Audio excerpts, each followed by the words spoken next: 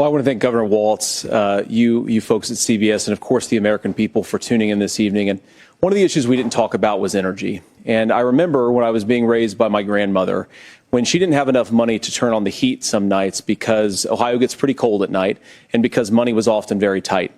And I believe, as a person who wants to be your next vice president, that we are a rich and prosperous enough country where every American, whether they're rich or poor, ought to be able to turn on their heat in the middle of a cold winter night. That's gotten more difficult thanks to Kamala Harris's energy policies. I believe that whether you're rich or poor, you ought to be able to afford a nice meal for your family. That's gotten harder because of Kamala Harris's policies.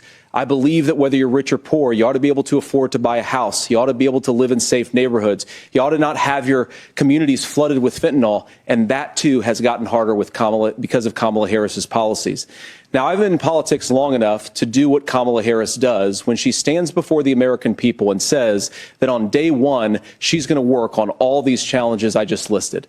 She's been the vice president for 3.5 years. Day one was 1,400 days ago, and her policies have made these problems worse. Now, I believe that we have the most beautiful country in the world. I meet people on the campaign trail who can't afford food, but have the grace and generosity to ask me how I'm doing and to tell me they're praying for my family. What that has taught me is that we have the greatest country, the most beautiful country, the most incredible people anywhere in the world.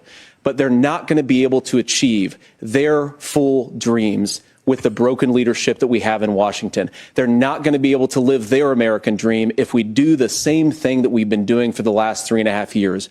We need change. We need a new direction. We need a president who has already done this once before and did it well. Please vote for Donald Trump. And whether you vote for me or vote for Tim Walz, I just want to say I'm so proud to be doing this, and I'm rooting for you. God bless you, and good night.